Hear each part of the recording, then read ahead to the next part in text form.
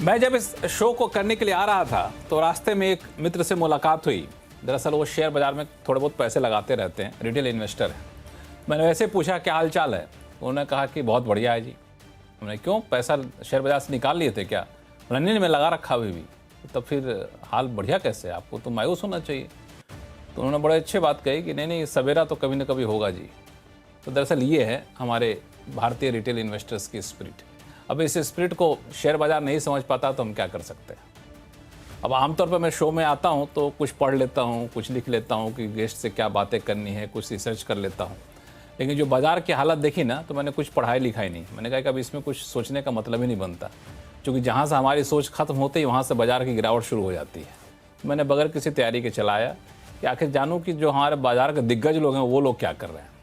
तो मैं लक्ष्मण राव और हमारे साथ जो दिग्गज इस बार शो में जुड़ रहे हैं उसमें पाइपर सरिका के फाउंडर हैं और फंड मैनेजर हैं अभय अग्रवाल साहब, रॉकस्टार कैपिटल के मैनेजिंग पार्टनर हैं अभिषेक अग्रवाल साहब, SW कैपिटल के डायरेक्टर पंकज जैन जी हैं, और मार्केट एक्सपर्ट और हमेशा मुस्कुराते हुए सकारात्मक रुख लेकर चलने वाले हमारे साथ सुनील सुवर्णम साहब हैं।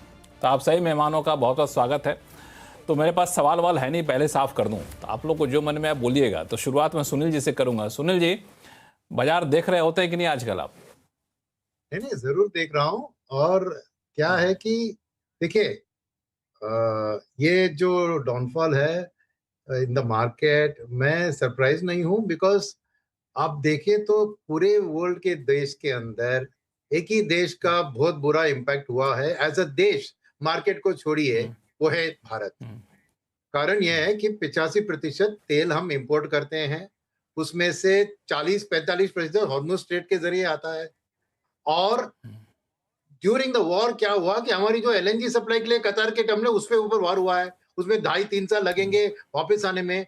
तो हमारी देश के लिए दिक्कतें कई जगह पे हो रही है। एक तो supply of crude and gas के ऊपर है, सेकंड जो दाम पे बिक रहा है, तीसरा है ये दाम पेट्रोल का बढ़ने के कारण करेंसी भी वीकन हो रही है। बिकॉज उसका नेचुरल आउटफ्लोस, हमारी नेट ट्रेड डेफिसिट है, तो हम इंपोर्ट करेंगे तो नेचुरली उसका असर भी पड़ रहा है in addition to FII flows.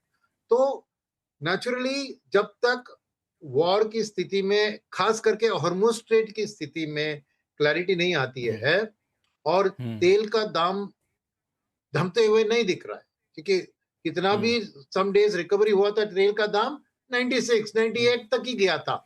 But हमारे लिए तो $70 का तेल में इकोनॉमी बिल्ड हुई है।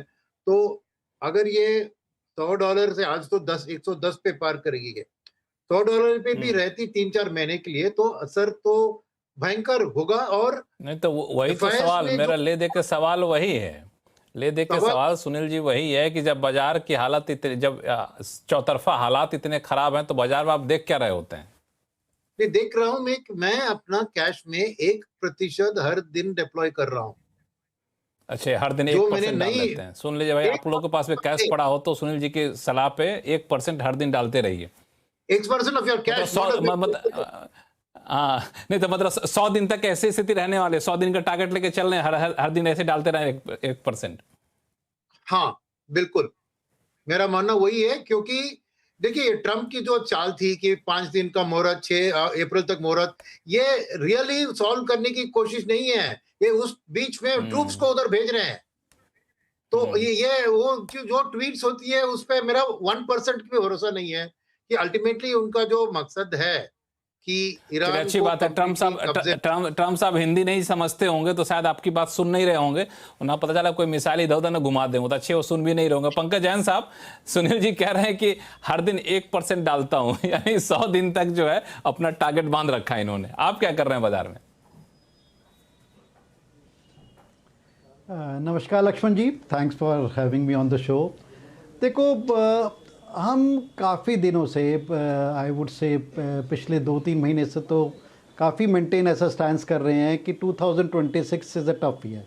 ठीक है, जो ये वॉर, गल्फ वॉर सिनेरियो है, that's happened in last 3-4 weeks, इसका किसी को अंदेशा या आभास नहीं था। एंड आई थिंक ठीक है, इस पर बहुत डिस्कशन हुई है। This seems to be a unwanted force war on the Gulf, और उसका खामियाजा पूरे वर्ल्ड को भुगतना पड़ रहा है। And countries like India I think cross fire में आ गई हैं, जहाँ पर बहुत मेजर आई थिंक एक कंसर्न ऑयल को लेके 80% हम इंपोर्ट करते हैं। और उससे एक और बहुत बड़ी चिंता है, जो गल्फ़ में हमारे मित्रगण, जो दोस्त लोग या हमारे सिटीजन्स वहाँ पर काम कर रहे हैं, हमें नहीं भूलना चाहिए ऑलमोस्ट करीब 80 से 90 लाख लोग इंडियन ओरिजिन के गल्फ़ में काम करते हैं, जो करीब 40 से 45 बिलियन डॉलर एवरेजली रेमिटेंस देते हैं इंडिया को एनुअली। सो काफ़ी सारी समीकरण एकदम काफ़ी डिफरेंट हो गए हैं। इससे अगर हम देखें, I was talking to somebody, वो कहता कि जब हमारा टैरिफ एग्रीमेंट नहीं हुआ था, when we were getting crude at about $60-65 from Russia, I think बहुत अच्छे थे, वो भी चला गया, ये नया आया, and it's all a very complex kind of thing. तो उसमें एक सेंटेंस है कि दिस टू शैल पास, ये वक्त भी गुजर जाएगा। और हम जो अपने क्लाइंट्स को एक जो सलाह दे रहे हैं कि भाई I think let's protect our capital, इस तरह के एनवायरनमेंट में, इस तरह की वॉलेटिलिटी में, इस तरह के हाई बीटा नेचर में देखें जिस तरह से वॉलेटिलिटी चल रही है, it's more prudent to protect the capital. ठीक है, थोड़ी बहुत निबलिंग करते रहिए, जो बहुत अच्छे क्वालिटी स्टॉक्स हैंगे, क्वालिटी सेक्टर्स हैंगे, जहाँ हमें भी मालूम है वंस दिस सेटल्स डाउन उतने ही तरह उभर के भी आएंगे। Not too far, just to give you example, जैसे पोस्ट लीमैन, जब भी लीमैन के बाद अगले 1-1.5-2 साल में करीब 55 से 60 बिलियन डॉलर एफआईज का इंडियन मार्केट्स में आया था। During the Covid phase, once Covid phase was ebbing, करीब 35 से 40 बिलियन डॉलर्स इंडियन मार्केट्स में आया था। बट हमें ये नहीं भूलना चाहिए, आजकल जिस तरह के आप देख रहे हैं, मार्च का महीना, I think it's been a very very very kind of a sloppy month. करीब 95,000 करोड़ रुपए एफआईज ने मार्च के महीने में निकाल लिया है। एंड जो पिछले 3 महीने में निकाला है, फरवरी थोड़ा सा बेटर महीना था, पिछले 3 महीने में जितना निकाला है ऑलमोस्ट उतना 2025 में पूरे में निकाला था। So it's been a very very tough environment for Indian markets पिछले 15-20 महीने की अगर हम बात करें। और अभी भी हमारी करीब 19x या 20x पे मार्केट की वैल्यूएशन चल रही है। काफ़ी का ये मानना है कि अभी भी वैल्यूएशन बहुत ज़्यादा चीप नहीं है हमारी विज़ other emerging markets. So scenario tough है, मतलब to sum it up, I think scenario tough है। Immediately I don't expect any V shape kind of recovery. ठीक है, अगर वॉर में एक थमाव आता है, जेन्युइन ट्रूस आता है, जेन्युइन सीजफायर आती है, तो एक पुल बैक आएगा, एक पुल बैक आएगा, पंकज जैन सर, मैं वहां तक जा ही नहीं रहा हूं। मुझे तो सिर्फ इतना बता दीजिए कि अभी क्या करें, जब तक वॉर खत्म नहीं हो रहा है, चुपचाप से अपना कुछ एंटरटेनमेंट चैनल देखा जाए, बाजार छोड़ दिया जाए, पोर्टफोलियो देखना बंद कर दिया जाए, लगाना बंद कर दिया जाए, फिर कुछ करते रहना चाहिए? आप क्या कर रहे हैं, बता दीजिए। नहीं, एंटरटेनमेंट की कोशिश कर रहे हैं लक्ष्मण जी, और एंटरटेनमेंट के लिए अगर हम धुरंधर टाइप पिक्चर देखने जाते हैं तो वहाँ भी वायलेंस और सेमी वॉर सिनेरियो देखने को मिलता है।